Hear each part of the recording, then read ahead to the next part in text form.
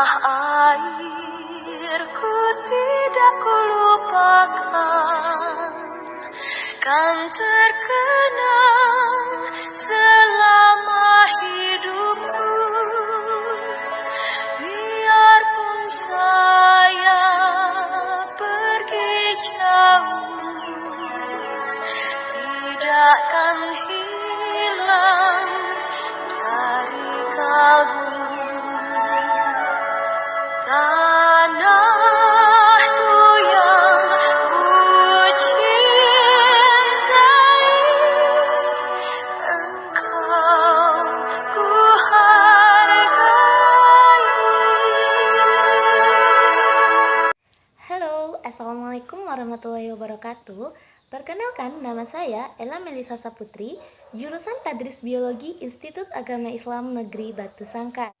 Nah, setelah menonton cuplikan video tadi, apa yang adik-adik rasakan? Nah, tentu saja kita dapat mengetahui dari video tadi, Indonesia itu sangat kaya akan jenis-jenis tumbuhannya. Indonesia sangat hijau dengan jenis-jenis tumbuhannya. Indonesia memiliki banyak hutan dan memiliki banyak jenis tumbuh-tumbuhan. Nah, jumlah spesies tumbuh-tumbuhan di Indonesia kira-kira 400.000 spesies. Nah, tentu banyak sekali ya. Nah, selain itu, dari tumbuh-tumbuhan, rakyat Indonesia mampu menghasilkan penghasilannya berbentuk dalam bidang ekonominya, sehingga menghasilkan finansial, seperti dengan menjual beberapa jenis tumbuhan, mengolah beberapa jenis tumbuhan, sehingga dapat dijadikan sebagai mata pencaharian.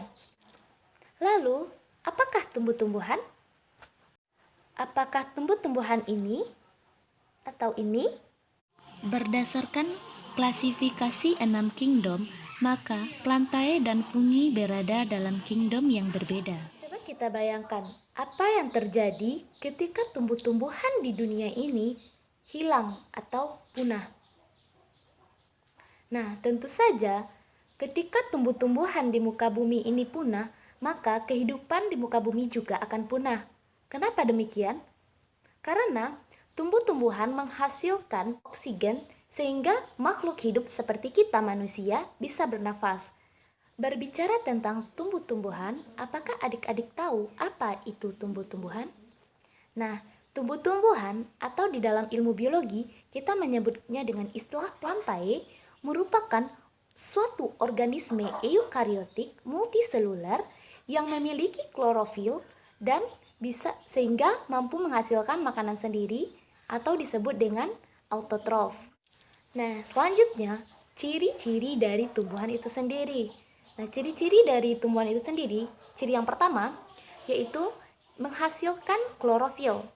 Klorofil atau zat hijau daun pada tumbuh-tumbuhan digunakan untuk berfotosintesis, sehingga tumbuh-tumbuhan atau plantae tersebut mampu menghasilkan makanan sendiri atau bersifat autotrof.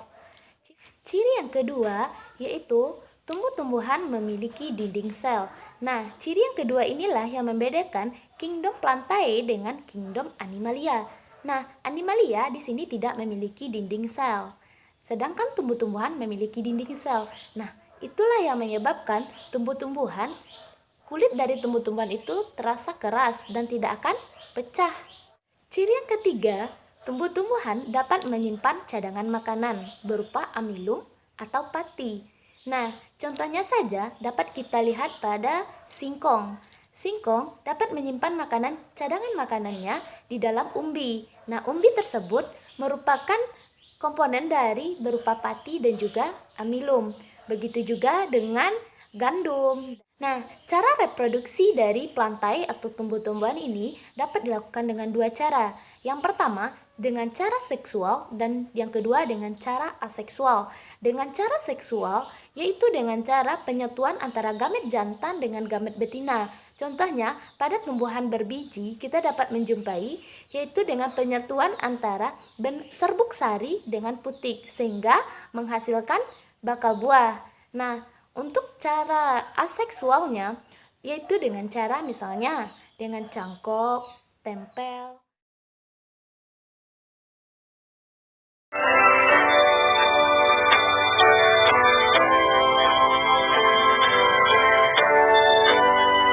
Nah, selanjutnya klasifikasi dari plantae. Klasifikasi dari plantae dapat kita bagi menjadi dua. Yang pertama, tumbuhan tingkat tinggi dan juga tumbuhan tingkat rendah. Tumbuhan tingkat tinggi biasa juga disebut dengan phanerogami. Tumbuhan tingkat rendah disebut juga dengan kriptogami. Tumbuhan tingkat tinggi atau disebut dengan phanerogami merupakan tumbuhan berbunga atau sudah memiliki alat kelamin yang jelas, sedangkan tumbuhan tingkat rendah itu merupakan tumbuhan dengan alat kelamin yang masih tersembunyi. Klasifikasi tumbuhan tingkat rendah atau yang disebut dengan kriptogami dapat kita bedakan menjadi dua. Yang pertama yaitu tumbuhan paku atau yang disebut juga dengan Pteridophyta. Yang kedua, tumbuhan lumut atau yang disebut juga dengan Birophyta. Nah, yang pertama yaitu tumbuhan paku atau Pteridophyta. Tumbuhan paku merupakan tumbuhan yang sudah dapat dibedakan antara daun, batang, dan akarnya. Kemudian, tumbuhan paku ini tersebar di seluruh dunia kecuali pada yang memiliki salju abadi dan juga di lautan. Nah, pada tumbuhan paku ini, dia akan bereproduksi secara seksual dan juga aseksual. Secara seksual yaitu dengan penyatuan antara gamet jantan dan juga gamet betina. Kemudian secara aseksual yaitu dengan spora. Nah, pembagian dari tumbuhan paku ini dapat dibagi menjadi 4 bagian. Yang pertama, paku sejati. Yang kedua, paku purba. Yang ketiga, paku ekor kuda. Dan yang keempat, paku kawat. Pembagian yang kedua yaitu tumbuhan lumut atau yang disebut juga dengan Biropsida. Nah, tumbuhan lumut ini merupakan tumbuhan yang tidak dapat kita bedakan antara akar, batang, dan daunnya. Nah, lalu bagaimana kita bisa mengetahui mana akar, mana batang, dan mana daunnya? Nah, tentu saja kita tidak bisa mengetahui mana akar, batang, dan daunnya karena tumbuhan lumut ini memiliki satu kesatuan antara akar, batang, dan daunnya. Nah, selain tersebut, tumbuhan lumut ini hidup pada area yang lembab. Nah, di Indonesia seringkali kita menemuinya pada hutan hujan tropis. Nah, selain tersebut, kita juga dapat menemukannya di tempat yang lembab seperti adanya di bebatuan, di tanah, di pepohonan, dan lain-lainnya. Nah, pembagian dari lumut ini yaitu ada 3 bagian. Yang pertama, ada lumut daun. Yang kedua, lumut hati. Yang ketiga, ada lumut tanduk. Pembagian yang ketiga adalah tumbuhan berbiji atau yang disebut dengan spermatophyta. Nah, tumbuhan berbiji ini dapat kita bagi menjadi 6 bagian. Yang pertama, ada gymnosperme, yaitu tumbuhan berbiji tertutup. Yang kedua, ada angiosperme atau tumbuhan berbiji terbuka. Yang ketiga, ada ginkgogene. Yang keempat, ada sikadine. Yang kelima, ada gnetine. Yang keenam, ada coniferine. Perbedaan antara tumbuhan berbiji terbuka dengan tumbuhan berbiji tertutup adalah tumbuhan berbiji terbuka atau disebut juga dengan angiosperme merupakan tumbuhan yang memiliki bakal biji yang tidak ditutupi oleh bakal buah. Sedangkan tumbuhan berbiji tertutup atau gymnosperme merupakan tumbuhan yang memiliki bakal biji yang ditutupi oleh bakal buah. Plantae atau tumbuh-tumbuhan ini memiliki manfaat yang sangat besar bagi kita.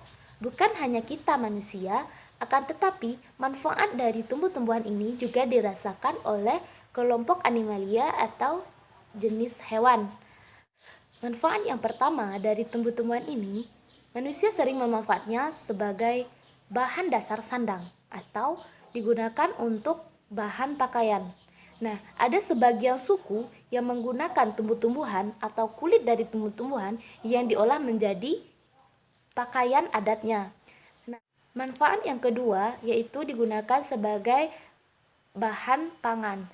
Nah, bahan pangan di sini seperti tumbuh-tumbuhan dimanfaatkan buahnya, umbinya, daunnya, batangnya sebagai bahan pangan.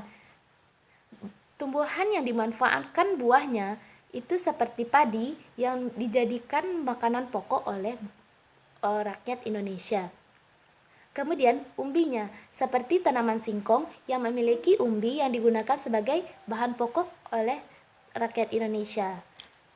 Manfaat yang ketiga dari tumbuh-tumbuhan ini adalah dimanfaatkan untuk bahan papan atau digunakan juga dalam pembuatan rumah.